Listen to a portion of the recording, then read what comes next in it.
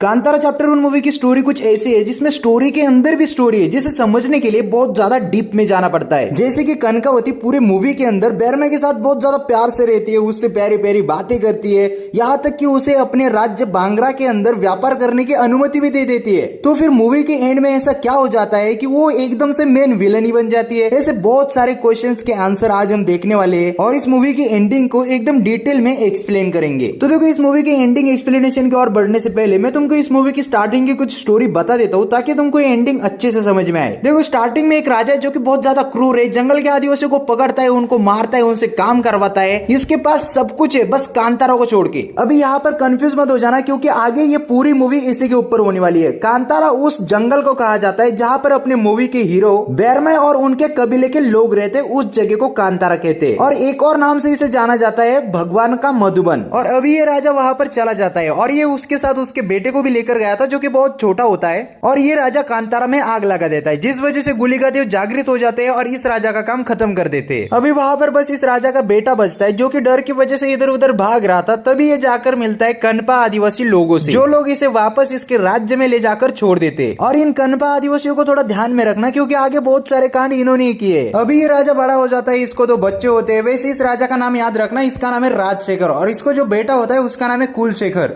जो कि आगे जाके बैरमे की माँ को भी मारता है, उनके कबीले के छोटे छोटे बच्चों को भी मार देता है। एंड फिर इसी वजह से बैरमे के अंदर गुलिका देव आ जाते हैं एंड फिर बैरमे इसको भी मार देता है। दूसरी है इस राजा की बेटी जिसका नाम है कनकावती। इधर कांतारा के लोगों को एक कुएं के अंदर छोटा सा बच्चा मिलता है जिसका नाम है बैरमे रखते हैं, जो कि अपने मूवी के हीरो है ऋषभ शेट्टी सर। ट्रेलर के अंदर ऐसा दिखाया गया है कि मेन विलन तो यही है कुलशेखर, बट नहीं, मेन विलन तो इसकी बहन है कनकावती जी। कनकावती समझौता करने के आड़ में बैरमे और उसके कबीले के सभी लोगों को उनके देव को लेकर बुलाती है अपने राज्य में। एंड फिर वो कनपा आदिवासियों की मदद से उनके देव को बंदी बना लेती है एंड फिर वही सब चीजें कंट्रोल करना वगैरह सब। एंड फिर ये सब जब पता चलता है अपने बैरमे को, तब उसको रियलाइज होता है कि भैया नहीं यार, अपने साथ तो बहुत गलत चीज हुई है। तो फिर बस फाइनली आखिरी बार शुरू हो जाती है जिसमें अपने देव और अपने सभी कबीले के लोगों को बचाने के लिए। एंड अभी कनकावती जो है उसके पापा के शरीर में उसके दादा की आत्मा घुसा देती है। देखो, बचपन में कनपा आदिवासियों ने इसको उनका दूध नहीं पिलाया था क्या, इस वजह से इसके अंदर भी वो थोड़ी बहुत काला जादू वगैरह करने वाली चीजें है। और ये जब बैरमे के साथ बहुत ज्यादा अच्छे से रह रही थी, तब इसने बैरमे के नाखून बाल वगैरह काट लिए थे,